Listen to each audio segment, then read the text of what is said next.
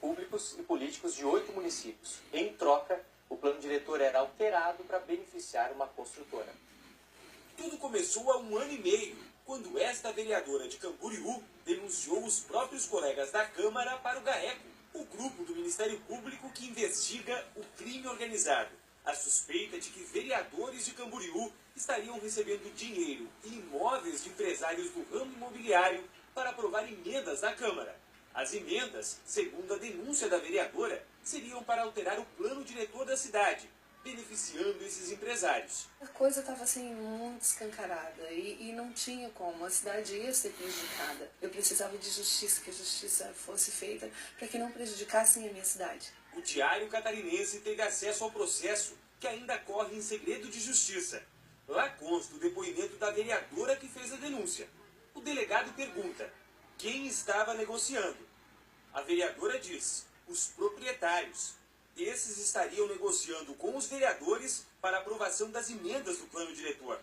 Mais à frente ela explica: hoje o plano diretor continua a deixar a área como área rural, sem possibilidade de fazer loteamento. O delegado questiona: certo, e as emendas dizem o quê? A vereadora esclarece: com a aprovação das emendas, estende-se o perímetro urbano nessas áreas, onde possibilita o loteamento. Com a autorização da Justiça, o Ministério Público passou a monitorar as ligações telefônicas dos envolvidos. As suspeitas se reforçaram e mostraram que o suposto esquema teria como ponto central a empresa Gelafite, um dos maiores grupos imobiliários de Camboriú. No processo a que o Diário Catarinense teve acesso, a juíza Nayara Brancher resume a descoberta. No período que antecedeu as reuniões do plano diretor, o então vereador Antônio Paulo da Silva Neto, conhecido como Piteco, passou a procurar constantemente Roberto Jorge Freitag, funcionário da empresa Gelafite. Segundo a juíza, a empresa possui grandes terrenos na área supostamente abrangida pelas mudanças do plano diretor. A juíza diz que o vereador Piteco também mantinha conversas suspeitas com os também vereadores Alexander Alves Ribeiro, o Canídia, e Márcio Aquiles da Silva, conhecido como Márcio Quito. As conversas seriam sobre o interesse da Gelafite nas mudanças do plano diretor. O Ministério Público pediu então que os telefones dos empresários Gelson Lafite e Gilson Lafite Neto, donos da Gelafite, também fossem grampeados. Para a juíza, as ligações reforçaram as suspeitas de que a Gelafite pagava propina a servidores públicos e reforçaram também a participação dos vereadores investigados em atos criminosos. A então prefeita na época, Luzia Coupe Matias, também estaria envolvida nas negociações do plano diretor.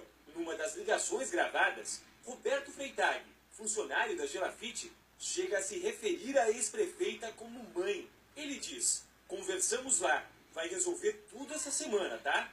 Eu conversei com a mãe. As escutas telefônicas acabaram revelando que o esquema era bem maior do que se imaginava no começo.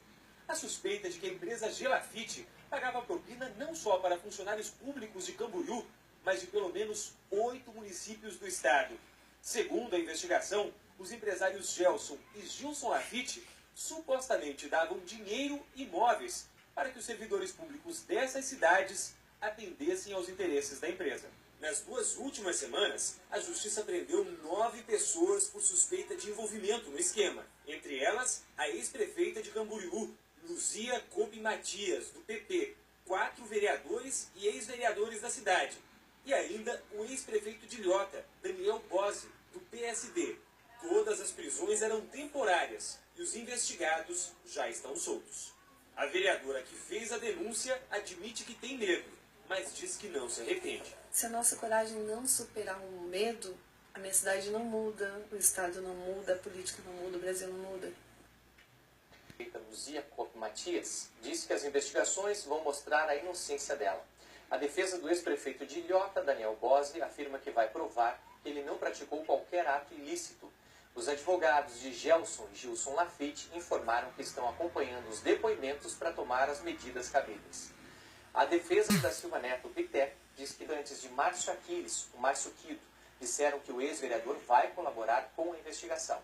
A defesa do ex-vereador Alexander Ribeiro, o Canídia, garante que ele sempre atuou dentro da lei. Nós não conseguimos contato com Roberto Freitag, funcionário da Gelafite. O RBS Notícias de hoje vai ficando por aqui.